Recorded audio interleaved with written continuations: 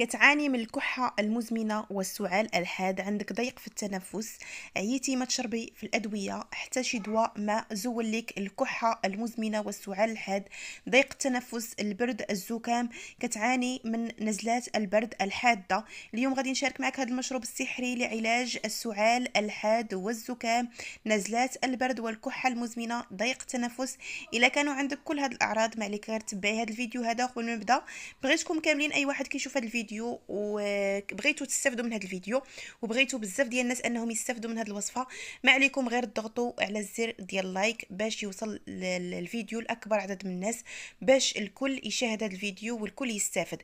اللايك راه ما كنتخلصوش عليه، راه ماشي كنقول لكم ديروا لايك لان غادي نتخلص ولا شي حاجه، بالعكس اللايك غير كيخلي الفيديو انه يوصل لاكبر عدد من الناس وحنا ما كنتخلصوش على اللايكات. صافي هنا كيف ما كتلاحظوا معايا كناخذ واحد الكاسرونه.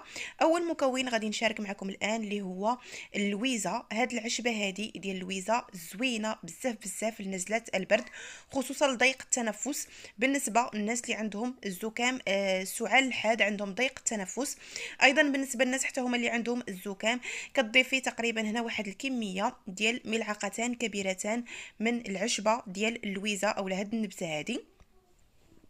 غادية نضيف ليها عود واحد من القرفة. بالنسبة للقرفة فهي رائعة جدا لنزلة البرد والزكام أيضا، وأيضا الكحة المزمنة. كنضيف هذا العود من القرفة مع هاد اللويزة هذه اللي عندي كيف ما كتشاهدوا معايا بهذا الشكل هذا. وكل هاد الأعشاب اللي غادي نضيف معكم أعشاب مهدئة للسعال الحاد، أعشاب كتعالج ضيق التنفس بالنسبة للناس اللي كتجيهم الكحة مجهدة وما كتخليهمش يتنفسوا مزيان. هنا كناخد تقريبا كوب كبير من الماء، وغادي نضيف الان نوضع عفوا هاد الكاسرونه هذه فوق النار حتى تغلى ليا مزيان مزيان وتطلق ليا ديك اللويزه المفعول ديالها والفوائد ديالها. في هاد الاثناء كناخد هنايا تقريبا لفته تكون صغيره، كنقوم بالتقشير ديالها بهذا الشكل هذا كيف ما كتشاهدوا معايا. فبالنسبة للفت الأبيض الفوائد ديالو عديدة جدا خصوصا للزكام ونزلات البرد.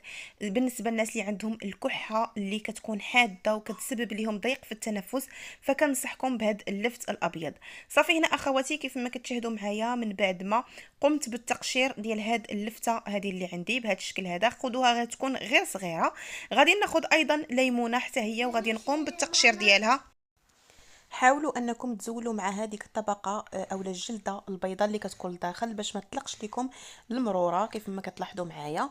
من بعد ما غادي نقوم بالتقشير ديالها بهذا الشكل هذا فقط بالسكين. غاديه ناخذ واحد المطحنه اللي تكون كهربائيه باش غاديه تساعدني بشكل كبير انني نطحن هذه العناصر جيدا. حاولوا انكم ضروري انكم تطحنوهم مزيان مزيان باش ما يعني ما كتبقى عندكم حتى شي حاجه اللي تضايقكم من تبغيو تناولوا هذا المشروب هذا. وايضا باش انكم تستخلصوا كل الفوائد لا بالنسبه للفت لا بالنسبه للعصير ديال الليمون. فبالنسبه للعصير الليمونه علاش قمت بالطحن ديالها مع هاد اللفته وما عصرتهاش، يعني ما عصرتهاش باش تساعدني بشكل كبير ان هاد اللفته تطحن ليا حتى هي، باش ما نستعملوش الماء غير الليمون مع هاد اللفته. غادي تطحنوهم مزيان مزيان ضروري. الا عصرتوا الليمونه وضفتوها مع اللفته ممكن، ولكن تقدري انك غير تقشريها وتضيفيها مع اللفت هكذا. داك العصير ديال الليمون او الماء اللي كاين في الليمون غادي يساعدكم باش ان ديك اللفته حتى هي تطحن لكم مزيان مزيان وتطلق لكم الماء ديالها. صافي هنا اخواتي كيف ما كتشاهدوا معايا غادي ناخذ فص واحد من الثوم، والثوم رائع جدا للبروده والكحه. غادي ناخذ فص من الثوم كيف ما كتلاحظوا معايا وغادي نطحن جيدا هاد العناصر. حاولوا تطحنوهم جيدا باش ما تبقاش عندكم حبيبات اولا قطع اللي تكون صغيره من هاد العناصر هذه من اللفت، ولا ايضا بالنسبه للثوم حتى هو يتطحن مزيان ويطلق لكم الماء ديالو. غادي نستمر اخواتي بهذا الشكل هذا حتى نطحنها جيدا.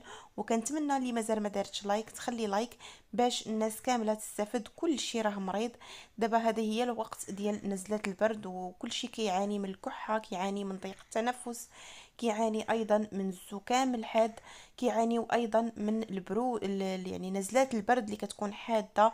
فهاد الوصفه مهدئه وزوينه بزاف بزاف، وكتشافي وكتعالج. صافي هنا اخواتي، من بعد ما طحنت جيدا هاد العناصر اللي عندي، فغاديه ندوز باش انني نوضعها في واحد الزلافه باش تسهل عليا، باش من نبغي نصفيها ما تجينيش يعني ثقيله هاد المطحنه هادي. صافي هنا اخواتي، من بعد ما طلقوا لي الماء ديالهم كيف ما كتلاحظوا معايا بهذا الشكل هذا، غادي ناخذ كميه بكميه من هاد العناصر هادي، وغادي نصفيها مزيان مزيان كيف ما كتشاهدوا معايا. كيكون فيها ماء تبارك الله كتير، حاولوا انكم تصفيوها مزيان مزيان، وداك اللفت حتى هو كيطلق لكم الماء ديالو كيكون ابيض كيف ما كتلاحظوا معايا بهذا الشكل هذا. صافي غادي نستمر باش نكمل معكم التتمه ديال الوصفه. في هذا الاثناء ديك اللويزه اللي ضفت راها كتكون غلات ليا مزيان، حتى كتطلق لكم ديك اللويزه مزيان مزيان في داك الماء اللي ضفناه ليها في ديك الكاسرونه. صافي الان غادي ندوز نطفي عليهم لانهم صافي راهم طابوا، وغادي نرجع معكم ان شاء الله.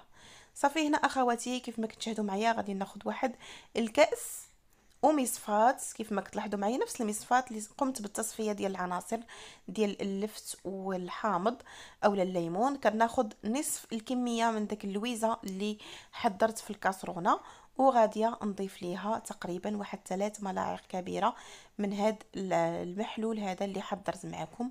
راه زوينه بزاف بزاف هاد الوصفه.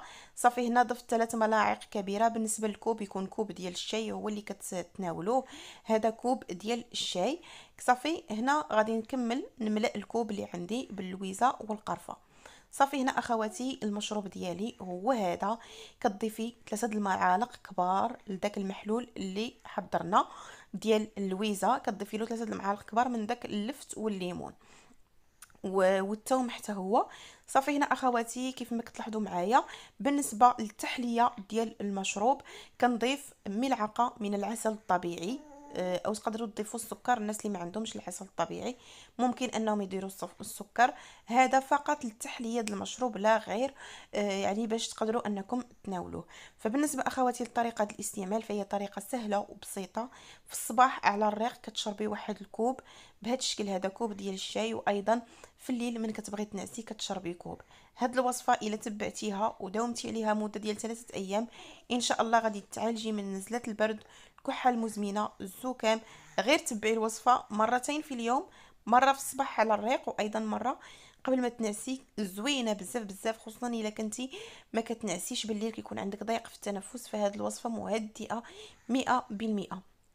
كنتمنى اخواتي الفيديو ديال اليوم ينال الاعجاب ديالكم. الا عجبكم كنتمنى ديروا لايك، وتقدروا هاد الوصفه تعطيوها لوليداتكم يستعملوها، الناس الكبار كلشي يستعملها ما كاينش مشكل. الا عجبكم الفيديو ما تبخلوش ليا بلايكات ديالكم والاشتراكات ديالكم في القناه. الف مرحبا بكم، السلام عليكم، حتى الفيديو المقبل ان شاء الله مع وصفه جديده.